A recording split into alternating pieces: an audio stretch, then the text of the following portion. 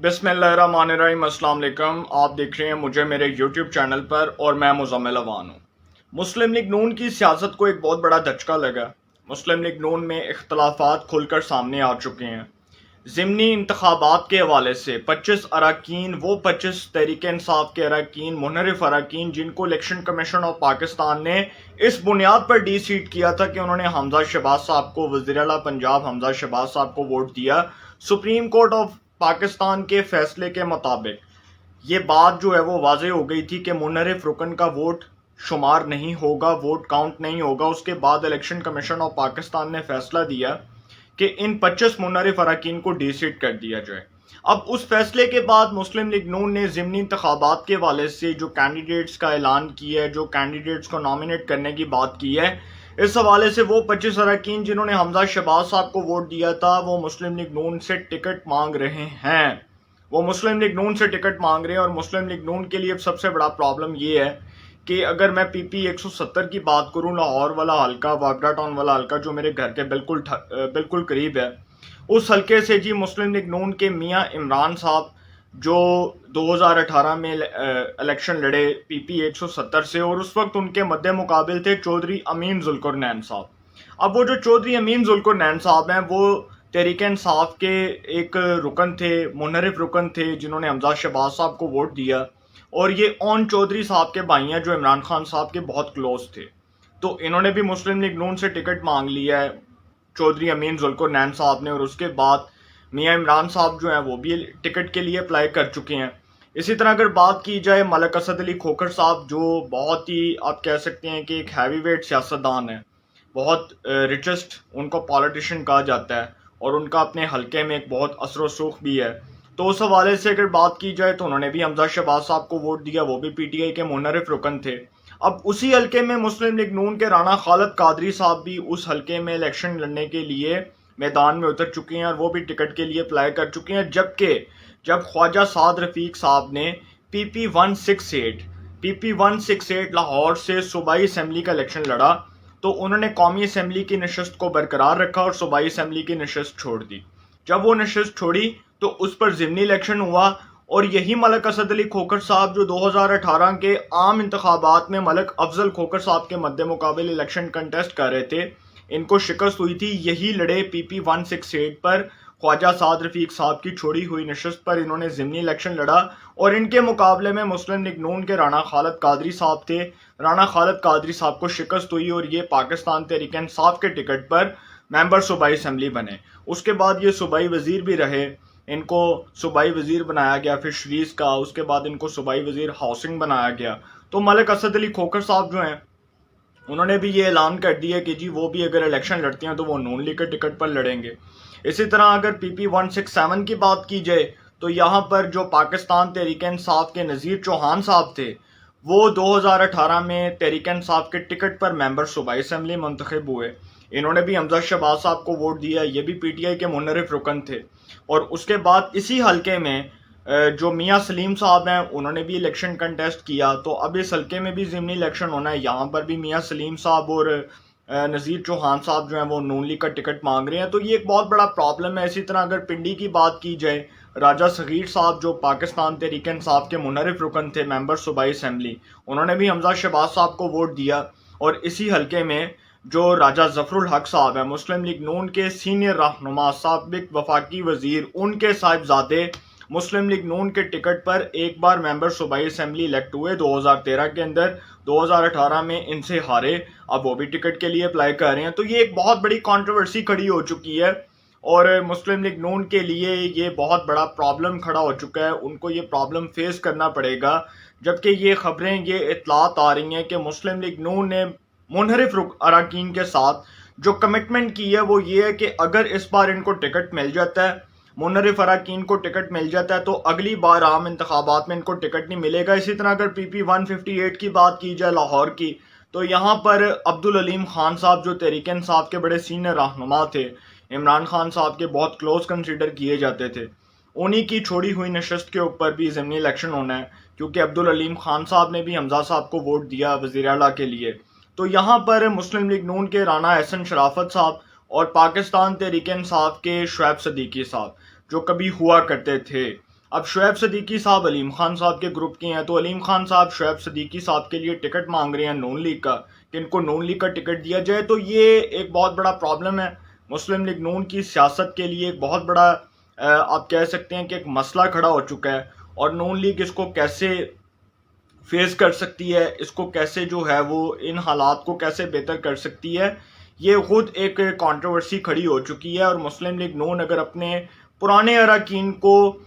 Deny کرتی ہے، ان کو ٹکٹ دینے سے انکاری ہوتی ہے، تو پھر ایک نیا مسئلہ یہ کھڑا ہو جائے گا کہ کیا یہ جو اراکین ہیں یہ اپنی آزاد حیثیت میں الیکشن لڑیں گے یا نون لیگ کے ٹکٹ پر لڑیں گے، کیونکہ اگر یہ آزاد حیثیت میں لڑتے ہیں تو کیا پھر نون لیگ ان کے مد مقابل اپنے امیدوار لائے گی یا ان کو بٹھائے گی؟ کیونکہ اگر ان کو مسلم لیگ نون کی جانب سے آزاد حیثیت سے ڈکلیئر کیا جاتا ہے تو پھر ایک اور بڑا جو بنیادی مسئلہ ہے وہ یہ کھڑا ہو جائے گا کہ اس وقت جو مسلم لیگ نون کے ٹکٹ کے لیے لابنگ کرنے کی بات ہو رہی ہے، اگر یہ نون لیگ کے ٹکٹ پر ان کے انتخابی نشان پر الیکشن نہیں لڑتے تو کیا پھر مسلم لیگ نون اپنے امیدواروں کو انتخابی میدان میں اتارے گی یا ان کے مقابلے میں بٹھا دے گی؟ یہ بھی ایک بہت بڑا سوال ہے۔ تو مسلم لیگ نون جو ہے وہ جی اس میں اختلافات بڑی شدت کے ساتھ بڑی تیزی کے ساتھ پیدا ہو چکے ہیں، اور مسلم لیگ نون یہ سمجھتی ہے کہ اگر اپنے اراکین کو بٹھایا گیا، اگر اپنے اراکین کو ڈینائی کیا گیا ٹکٹوں کے حوالے سے، تو پھر پارٹی کے اندر بہت بڑا ایک آپ کہہ سکتے ہیں کہ گروپ متحرک ہو جائے گا، پارٹی ٹوٹ پوٹ کا شکار ہو جائے گی، پارٹی کے اندر بغاوت ہو سکتی ہے، بڑے پیمانے پر بغاوت ہو سکتی ہے۔ اور اس حوالے سے فیصلہ میاں حمزہ شہباز صاحب وزیر اعلیٰ پنجاب، اس کے بعد وزیر اعظم شہباز شریف صاحب اور ان کے قائد مسلم لیگ نون نواز شریف صاحب کریں گے کہ وہ کس کو ٹکٹ دینے کے حقدار ہیں۔ اس حوالے سے جی مسلم لیگ نون کے لیے کوئی اچھی خبر نہیں ہے، وہ اس لیے کیونکہ وہ سمجھتے ہیں کہ اگر وہ اپنے اراکین کو ٹکٹ دیتے ہیں تو پھر یہ جو منحرف اراکین جنہوں نے حمزہ صاحب کو ووٹ دیا تھا، پھر انہوں نے جس حیثیت سے حمزہ صاحب کو ووٹ دیا، حمزہ صاحب پنجاب کے اندر اپنا جو ایک ووٹ بینک ہے اس کی جو اکثریت ہے وہ کھو دیں گے۔ اس حوالے سے کیونکہ جب انہوں نے حمزہ صاحب کو ووٹ دیا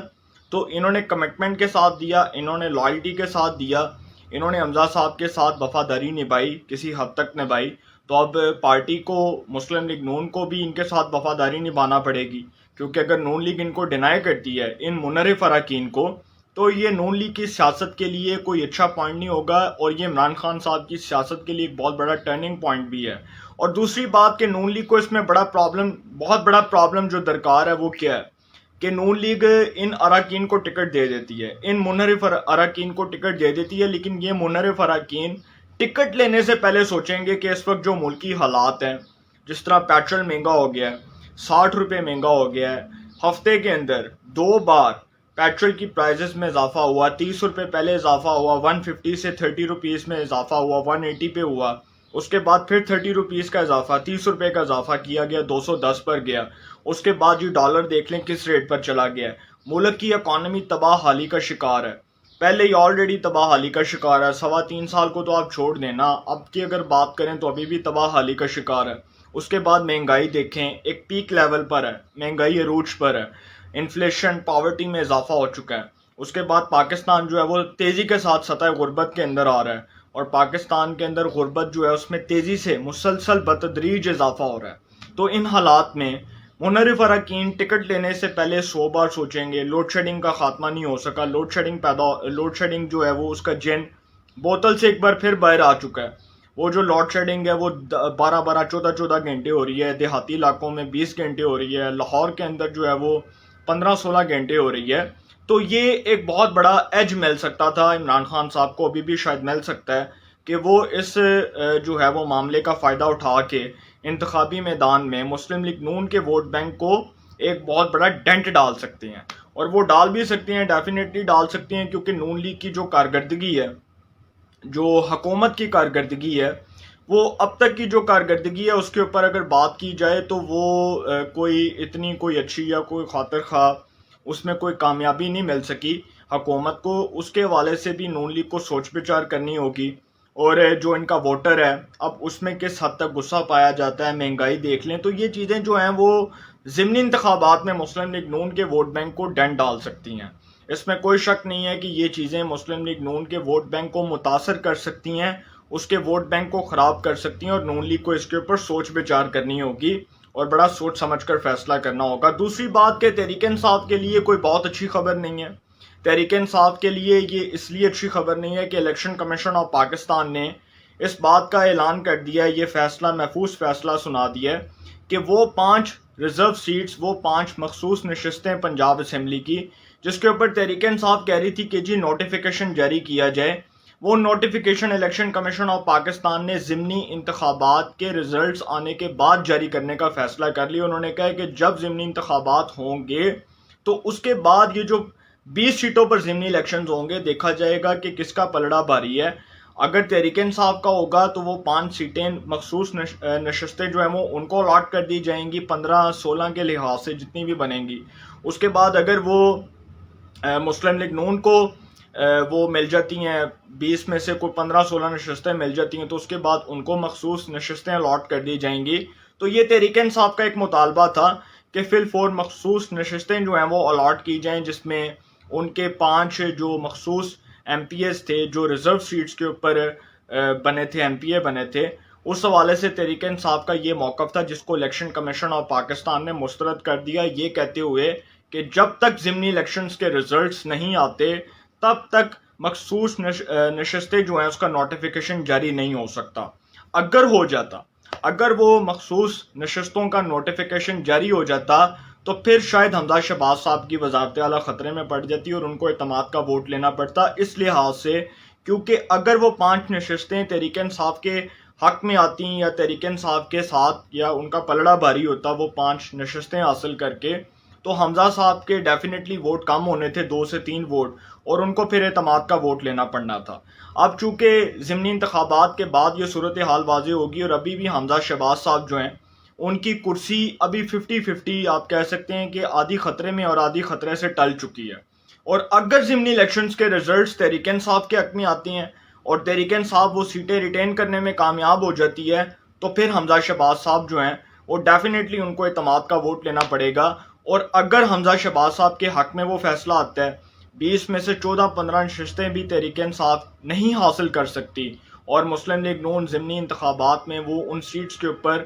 کامیابی حاصل کر لیتی ہے، تو پھر اس کے بعد ایک نئی سچویشن یہ پیدا ہوگی کہ مسلم لیگ نون جو ہے وہ اپنی اکثریت پنجاب اسمبلی میں برقرار رکھے گی، وہ اعتماد کا ووٹ نہیں لے گی، حمزہ صاحب وزیر اعلیٰ برقرار رہیں گے اور تحریک انصاف کے جو خواب ہیں وہ چکنا چور ہو جائیں گے۔ تو دیکھتے ہیں جی کیا ہوتا ہے۔ بہرحال مسلم لیگ نون کو بھی اپنے فیصلوں پر نظر ثانی کرنی چاہیے اور تحریک انصاف کو بھی انتخابی میدان سے نہیں بھاگنا چاہیے، مقابلہ کرنا چاہیے، انتخابی میدان میں آ کر کرنا چاہیے، پارلیمان میں آ کر کرنا چاہیے، اور تحریک انصاف کو جو ایج حاصل ہوا ہے وہ میں نے آپ کے سامنے بیان کر دی ہے۔ انشاءاللہ اس حوالے سے جو بھی اپڈیٹس ہوں گی آپ کو انفارمیشن ملے گی۔ انشاءاللہ پھر ملاقات ہوگی۔ اپنا بہت خیال رکھیے گا۔ اللہ نگہبان۔